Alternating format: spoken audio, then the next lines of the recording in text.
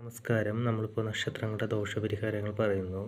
ഇപ്പോൾ കാർത്തിക നക്ഷത്രം പറഞ്ഞു നിർത്തി. ഇനിയിപ്പോൾ രോഹിണിയാണ് പറയുന്നത്. അപ്പോൾ നിങ്ങൾക്ക് നക്ഷത്രം വെച്ചുള്ള പരിഹാരം നിങ്ങൾ ചെയ്യാൻ ആഗ്രഹിക്കുന്നുണ്ടെങ്കിൽ നിങ്ങൾ ചെയ്യേണ്ടതെന്ന് വെച്ചാൽ രോഹിണി നക്ഷത്രക്കാർക്ക് ശ്രീകൃഷ്ണ പ്രീതി വളരെ പ്രധാനപ്പെട്ടതാണ്.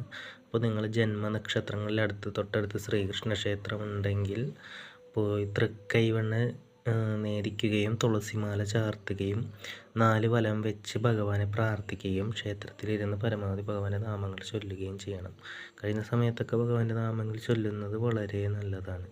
അതുപോലെ നിങ്ങൾക്ക് ദേവീപ്രീതി വളരെ പ്രധാനമാണ്. ദുർഗാദേവിയുടെ അനുഗ്രഹം വളരെ പ്രധാനമാണ്. അപ്പോൾ നിങ്ങൾ ചെയ്യേണ്ട മറ്റൊരു കാര്യം, ദിവസവും രാവിലെ അല്ലെങ്കിൽ വൈകുന്നേരം കുളിച്ചിട്ട്, രാവിലെ ആണെങ്കിൽ കിഴക്കോട്ട്, വൈകുന്നേരം ആണെങ്കിൽ പടിഞ്ഞാറോട്ട്, ഏതെങ്കിലും ഒരു നേരം മതി. നിങ്ങൾ സർവമംഗളമംഗല്യേ ശിവേ സർവാർത്ഥ സാത്വികേ ശരണ്യേ ത്രയംബകേ ഗൗരി നാരായണി നമോസ്തുതേ എന്ന സ്തോത്രം കുറഞ്ഞതൊരു 12 തവണ എങ്കിലും ജപിക്കുക. 21 തവണയൊക്കെ ആണെങ്കിൽ കൂടുതൽ ഗുണകരം.